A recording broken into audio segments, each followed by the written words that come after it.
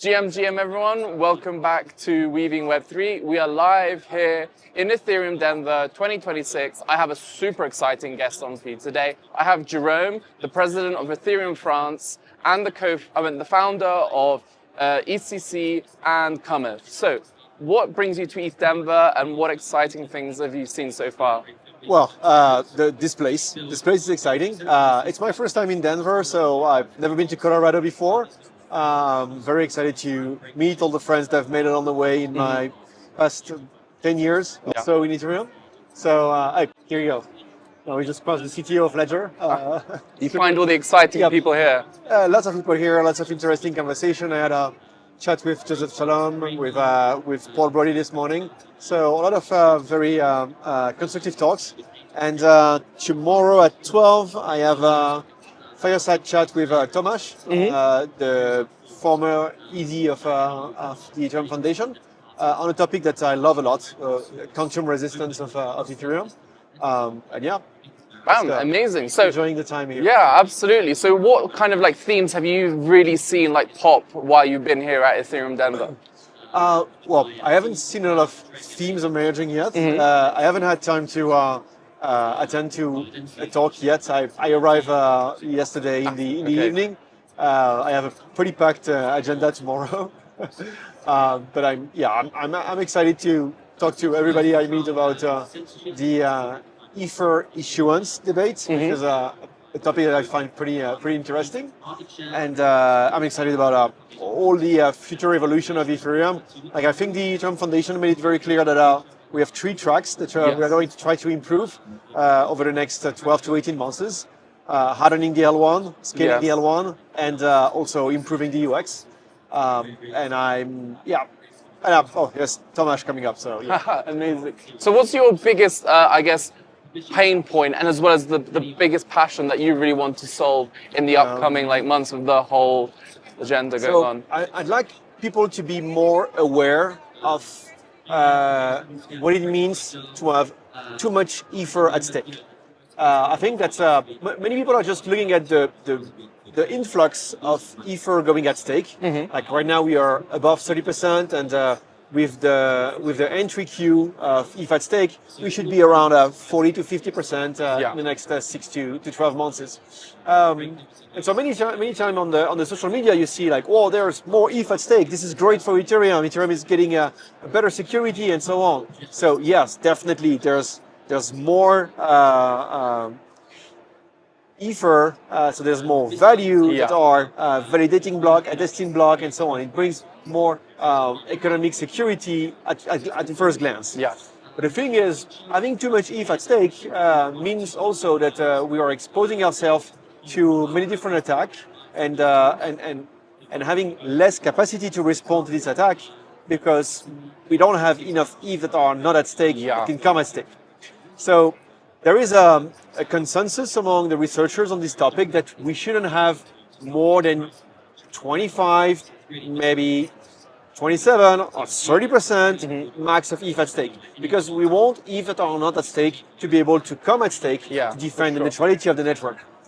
And I personally believe that the rewards that we are giving out to the stakers are a bit too high right now. It's creating a very strong incentive to stake. Even if there is 100% of ETH that are at stake, it would mean 1.6% of return. And I feel like this return is a bit too high compared to what you get on a almost risk-free rate. Let's say Aave, ETH on Aave, you get a 1.5, something like that. So we have to realize that having too much ETH at stake is a security concern. And again, there's a very wide understanding about this topic among the core devs that too much ETH at stake is bad for us. At the same time, too much ETH at stake means not enough ETH on DeFi, which is a pretty great product market fit for Ether right now. And we can the whole ecosystem can benefit from having a sounder monetary policy. And it's been 6 years that we have been using the same curve for the rewards. And back in 2020, when we picked this curve, we were like, We don't know if and when we were going to be able to withdraw. We don't have many slashing protection thing. We don't have any liquid staking options. We don't know if the rate is going to be juicy enough for people to stake at all. And now it's been 6 years that we have been using this curve. So it's the right time to have this conversation and ossify the monetary policy of ETH. So personally, I'm a proponent of 0.5% of max dilution, max issuance of ETH, 0.5%. I think that's something we can commit to. We can say 0.5 is a little bit less than Bitcoin right now in terms of growth of the circulating supply. It's going to be, with the burn, likely less than Bitcoin for the next 6 years. And it's going to be 10 times less than most of the alternative layer ones, sometimes 20 times less than most of the alternative layer one. And I think that's a very powerful narrative for positioning ETH and Ether as Ethereum as the main blockchain, the number one. Because we have the most usage, we have the most forward-thinking researchers, we have the most advanced tech, and we have the sounder monetary policy. 0.5% max dilution. And that has consequences on how much we will pay staking rewards, but we will pay enough for our security budget to be sound, and at the same time, enough for other applications for ETH to continue to grow. I would like to have more ETH flowing to DeFi, and I think reworking our staking reward is the right path. Yeah, for sure. How would we, let's say, and maybe incentivize or make sure that we have that percentage amount of ETH staked compared to what we have in DeFi? Like, and what would be like, I guess, the struggles trying to convince those people to do it? Look, that's also a side effect when people are saying, like, oh, all the ETH are going at stake. It's going to be good for the price because there will be less ETH available on socialized exchange or in things and so on because they're all at stake. Well, it turns out if you have less ETH available on DeFi and less ETH available on centralized exchanges, it means that price slippage is going to be higher when people are going to make 10 million, 100 million, $100 billion of transaction to purchase ETH. So the thing is, having a max issuance of 0.5, right now the max issuance of ETH is 1.6. If all the ETH are at stake, it's 1.6. Yeah. But as we speak today, with a 30-ish% of ETH at stake, we're talking about 0.8%. So it's like a lowering of 40%, I would say. That doesn't mean that staking ETH is not interesting in terms of return. For sure. You have almost no protocol risk. You have lots of protection on the different clients that you're using. You get lots of staking setup that protects your capital and so on. So there are situations where you can still pay 3% return. So roughly what we have today, but also not have that much ETH at stake that we have today. That's going to create an incentive for large stakers, large ETH holders to just say like, hey, I'm going to put my ETH elsewhere. Yeah. I'm going to fuel the DeFi revolution. I'm going to fuel also listing RWA against ETH, things like that. And I think it's paramount for our industry at the stage of maturity that we are in, that we tell people that they need to go out and start doing something else with their ETH than stake. Obviously, there are already lots of TVL on DeFi protocols, but we can have much more if we make DeFi more appealing than staking. Having a staking reward that are comparable to what you get in DeFi on the same level of risk that you're taking, it's a sign of our maturity. It's a sign of Ethereum is a sound protocol, and that's what we think. I think we should aim for in 2026 and 2027. And from the Ethereum Foundation point of view, which I'm not part of the Ethereum Foundation, Ethereum France is independent from the Ethereum Foundation, but the Ethereum Foundation is always pushing the credible neutrality narrative, and I think that's a really strong one in a geopolitical landscape that is ever evolving and getting more and more chaotic. So the soundness of the protocol and the fact that there's not large ETFs, large institutions staking and having a really huge portion of ETH at stake, eventually having to abide the law and enforce of fact censorship and things like that, because if there is 60% ETH at stake and 50% of this is done by large institution, well, that brings the question of where is the neutrality? Like, if some blocks start to get censored, like we need to have a reserve of ETH at another stake that can come at stake and still push blocks. So this is a multi-dimensional problem where we have the capacity to act now. It's now a well-understood problem. There's a wide consensus among core devs that this is a topic that we need to address. Of course, it's not the Ethereum Foundation to come forward and say, like, we're going to change the monetary policy. But this is a thing that we as a community and as ETH holders can start to realize and start to ask for.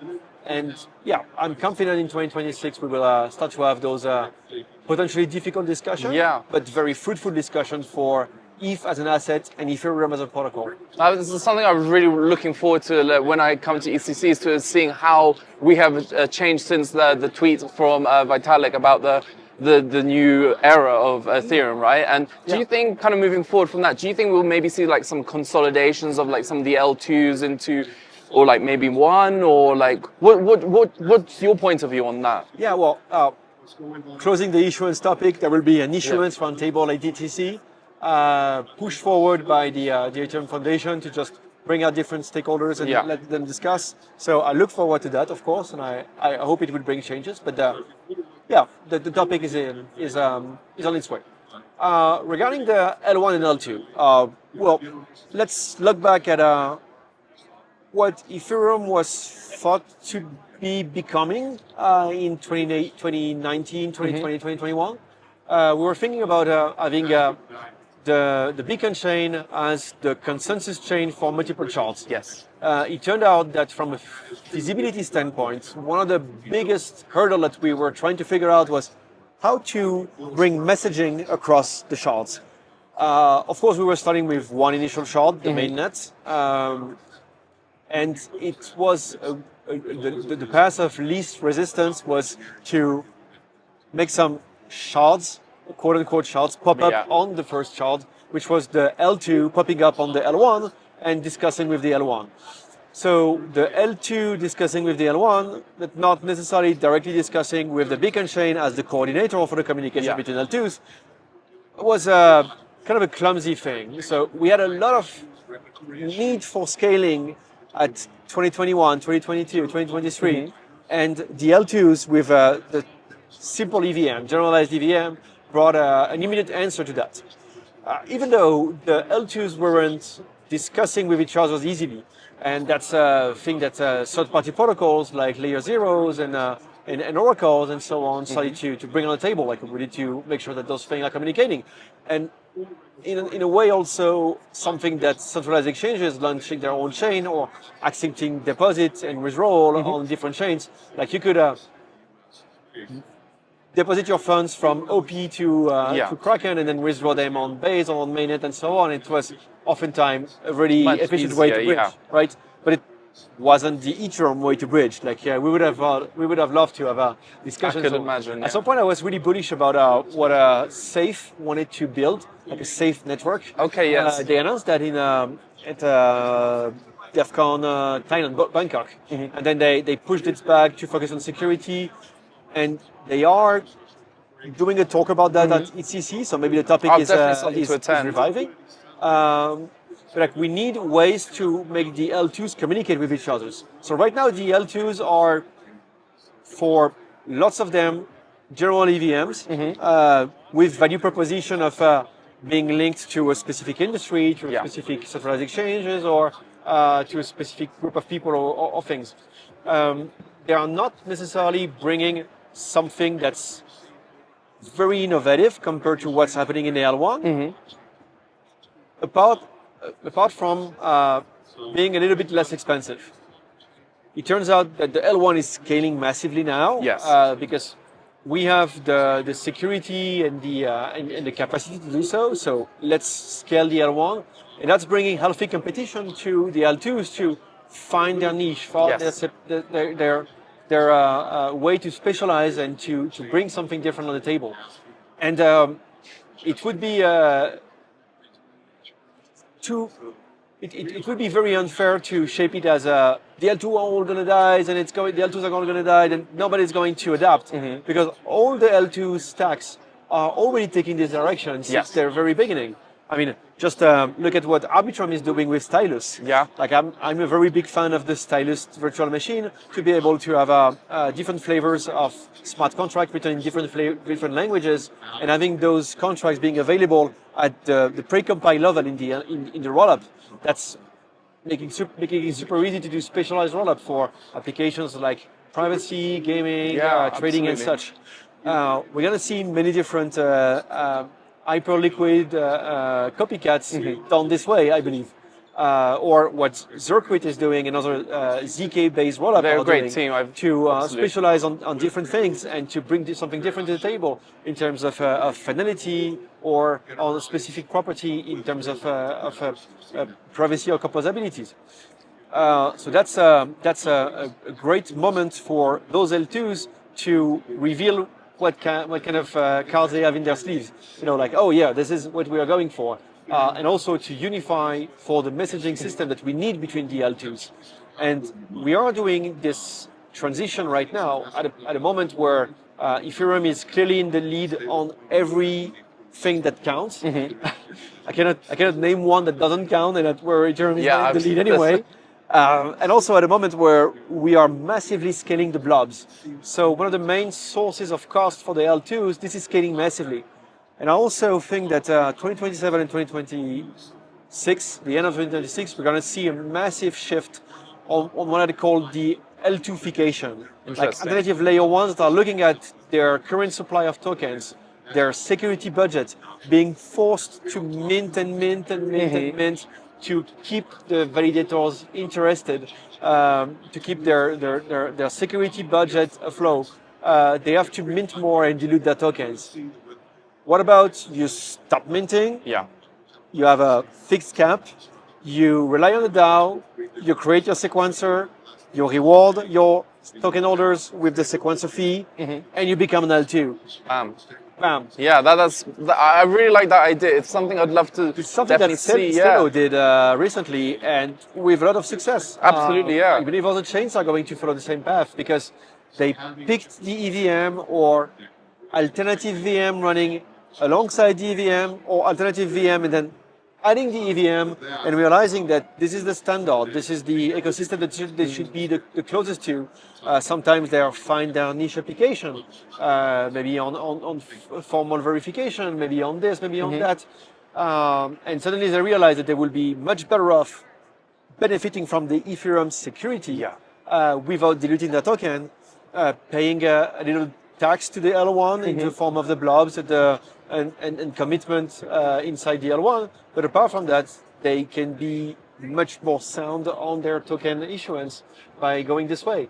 So the L2fication is also a movement that is, in my opinion, inevitable. Very exciting. And kind of to slightly move forward from that, what kind of technology like you're looking forward to that was going to, like, let's say, benefit the Ethereum community that maybe it's not mature yet, or you really think, okay, this is something that's really going to power us through? So we have an EIP about stealth address that I think is going to be, I don't remember the number, unfortunately, I think it's 5,000 something. Well, anyway, so stealth address is a topic that has been not looked at enough, and that has a lot of potential in agent applications. Ethereum is doing a very powerful throttle push towards AI and agents. X402 was an interesting take. There's a contender standard as well that's going to bring a lot of gas in the AI tank. One thing I'm very excited about is Passkeys as precompiles, which was shipped in Fusaka. My team at Cometh was one of the first implementers of the Passkey curve, SegP256 R1 in Solidity, and it's really cool to see that in a precompile, because the naive implementation of this curve was like 600,000 something gas. Oh, wow. And then we found some Shamir trick and stuff to do 60,000. But now, as a precompile, you get something in the 5 to 4,000 gas. So it becomes like really feasible in terms of That's interesting. economic soundness to use those kind of keys. And the beauty of Passkeys is that it's a key that you have in your phone. Like the secure enclave of your phone is hosting the passkey, and the backup is Google Cloud, iOS, your hardware, and such.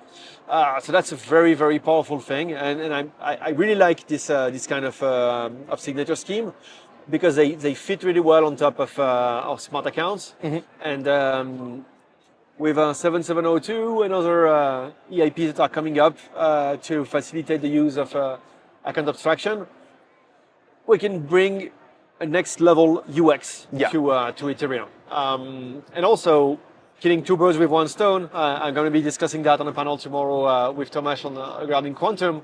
The smart account migration is one of the greatest ways to migrate towards control proofness for Ethereum users. Interesting. So that's also something that I want the institution to realize right now.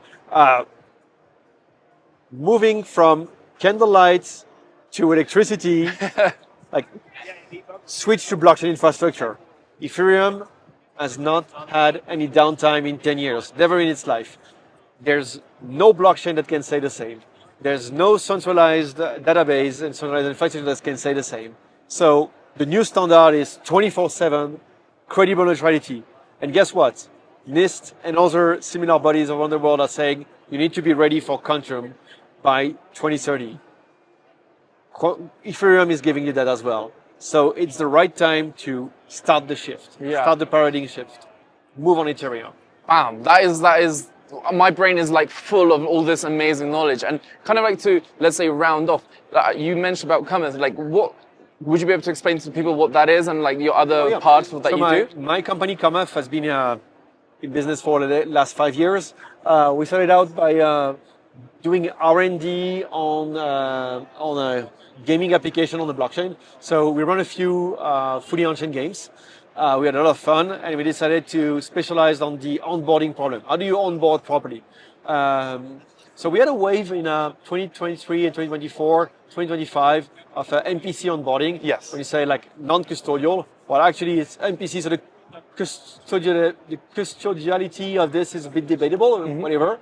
And we took another path. Like we really focused on finding ways to make the user generate a key that they can sign with, hence what we've done on Passkeys. So Cometh is known for its account abstraction SDK that relies on Safe for the smart account and that push Passkeys as the default way to handle key generation and key handling.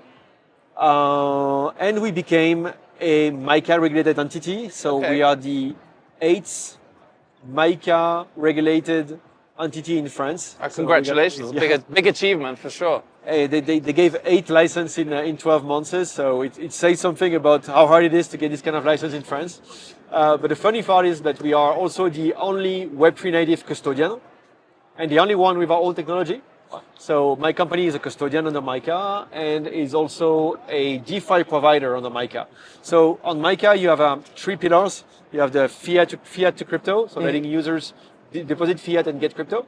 We are doing that with a relationship with most of the stablecoin issuers. So we emit an IBAN, we get your euros, we convert them into stablecoins, and you go your merry way on DeFi with us. We do also crypto to crypto, and we specialize in DeFi interaction. So we are regulated DeFi providers, and that's the main part of our business. We work with institutions and in a B2B2C manner as well, people that want to give access to DeFi in a regulated ways. So we clear the DeFi interactions, both on the security side and on the anti-money laundering side. Like we make sure that your transaction is hitting a DeFi pool with not that many coins that are linked to money laundering and such. And we run also a custodian business because this goes oftentimes in many different ways. And yeah, well, one of the things that we love to do is give yield on stablecoins with DeFi protocols and giving access to that to the layman. So I can say proudly that my mother is 76 years old and she has some savings in euros She keeps those savings in euro stablecoins on Aave, amazing. MiCA-regulated, and she has a simple interface that she can interact with, get in with an IBAN, get out with a wire transfer, amazing. and she's loving it. She's getting a 3.5%, which is way more than the classic saving accounts give in France, getting adoption. That's real abstraction. Everyone's been talking about abstraction. It seems like you've solved that on that end. Well, we solved it in a way. Like it should be as easy to get a 0x address than it is as getting a pants. Getting a pants with pockets. Because a 0x address is a pants with pockets you can walk around in. And those many pockets, you can put some cash in it and your crypto or bureau's assets. So we should make sure that it's as easy as it is. But the truth is, like, most of the people are comfortable with their IBAN account. We have a wave of innovation that came out last year, and that's going to continue providing adoption with credit cards that gets loaded in stablecoins or in crypto in different ways. Like I think the most cypherpunk ways and the most advanced ways is probably what Gnosis is doing. Yeah. With the Gnosis card. I love this kind of approach. At the Cometh level, we try to make it easy to people for people to get a pants, get your 0x address. It's a safe, so you can customize it. You can change the color, you can change the key, you can add some key, you can add a ledger if you'd like, a MetaMask if you'd like, a Rabi if you'd like. Like just keep on adding some keys, get accustomed to walking around in the DeFi world.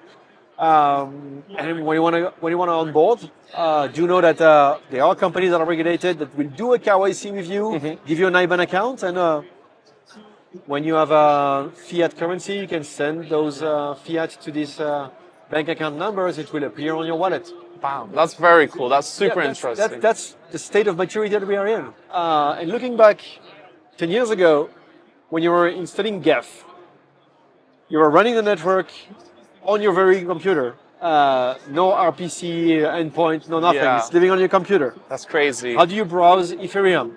You open Mist, a wallet that is also a browser. Oh gosh. It turned out that making people install a browser is difficult, but also making people install a browser that requires you to wait for 2 or 3 hours to sync the network and be able to browse is like, a bit shaky. So we had browser extension with MetaMask and Rabi and different copycats and other ideas about how to do browser extension. We had a few apps that try to stand out in bringing native app on the phone. You wouldn't believe the amount of resistance that we got from Apple Store, Google Store, Play Store, and so on. They don't want it to distribute those kind of things. And then you wanted people to be able to purchase crypto with their credit cards. Almost impossible. Like the Stripe was letting some companies do business with them, some not. Like no reason behind that. They were gatekeeping a lot of those kind of things. It was super hard for crypto to become accessible until you had President Trump launching a meme coin and letting people purchase this meme coin with credit card. Nobody said anything. Crazy. You're like, what? Now we are at a stage where we are this close of merging the two worlds, of letting people use stablecoins everywhere as if it was payment rails. And we saw that live in Argentina, in DevConnect. Like, it was very smooth to just download an app, get a virtual credit card, put your USDC, USDT, whatever stablecoins you like to do on this kind of app, and just tap your phone. It was genius. I was using it all over, and it made right. And as Web3 native people, we know the sense of liberty there is behind those kind of stablecoins. Like, it's an account I can withdraw, I can put back, and like, I'm in control. I won't get like what happened to me 3 days ago. I needed to pay the plumber. Like I had a leakage, and I needed to pay the plumber. I had the account of my plumber on my app, and my banking app told me like, oh, there is a 2-day maintenance. So I had to tell the plumber like, I'm going to pay you in 2 days. Yeah. Like, what the heck? That's maintenance.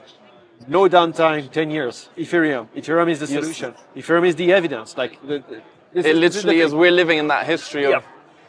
And wait for this wave of adoption where you would have non-Web3 native people that will start to realize what they can do with their coins, where they can get more out of the money that they have instead of living in their bank accounts to be living in their Web3 wallets. Wow, that's amazing. And to kind of like round off, is there a question that I haven't asked you that you really want to get across to the people, something that you're really passionate about, or anything that the people should know? No, but closing thing, like get your ticket for ETHCC Can. Yes, absolutely. Is there something that you can let us know that's happening that could be exciting? Well, it was very exciting for us to do it in Cannes last year. Yeah, absolutely. Many people were dubious, like, why Cannes? What display? Why go this place? Like, why south of France and so on? And I, of course, I'm a bit biased, but I've only heard really positive things about Cannes, except that July is too hot. It was a bit too hot, but I loved it. Look, we moved that to the early spring. So last week of 30 March to the 2nd of April. So pick it up. It's the beginning of the season in Cannes, so it's also the time where the hotels are the cheapest. Amazing. The weather will be nice. It's 25, 26 Celsius. I don't know what is in Fahrenheit. Sorry about that. I don't know. I'm a Celsius man as well. Celsius man as well. Okay.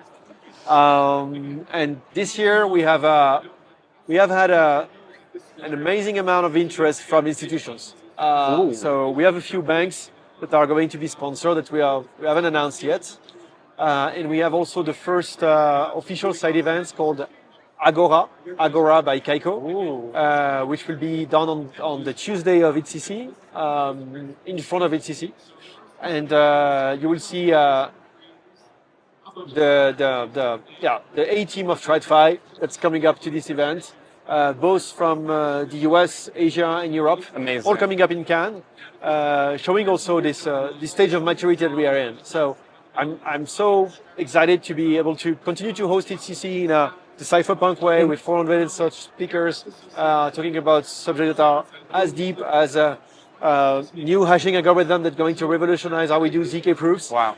To very forward-thinking keynotes on the future of AI with blockchain and things like that. Yeah. And at the same time, getting interest from the TradFi industry to build this multi-trillion dollars industry that we are in. So the two worlds are now converging, and that's a really interesting launching pad for 2027. So super exciting! Yeah, I can't wait, and I can't wait to hopefully interview again in ETHCC. Sure. And to finalize, what's one piece of advice you would give someone coming into Web3? The best way to learn about Web3 is to accept to lose $40. Install a wallet. Start with this. Install a wallet and purchase some crypto. Purchase $40 of crypto, whatever. Like get $40 of ETH and have fun with it. Bam. Spending your $40 of ETH is how you're going to enjoy and discover the thing. That's it. Like if you wanna discover what is Morocco and enjoy Marrakesh, you go to the bazaar. Yeah. Yep. You take some money and you accept to go shopping. Like try some spices. Yeah. Try some pastry. Yeah. That's a great analogy. I really like that. Go see some performing arts. Have a couscous in the street. Like enjoy yourself. Like spend the day. Accept to do weird things. To purchase Bitcoins. Purchase buy an NFT. To do whatever. Like understand, manipulate. Get your hands dirty. Yeah. This is going to be much more effective than watching hours and hours and hours of influencer video, weird analysis of whatever. Like, get hands-on, convert some money into ETH, and try DeFi, try digital arts, try participate in the DAO, try to develop and launch a smart contract, try to do Austin Griffith tutorial on how to build your first dApp. Yeah. Vibe code with an AI agent, and yes, you will pay ETH for real transaction. But with $40 of ETH, you probably get 1 month of credit on the network, and you will learn more doing that than you will ever learn on just watching and reading content. That's one of the best answers I've ever had. I really appreciate it. Thank you so much for coming on. This was Weaving Web3. Bam. Thank you very much.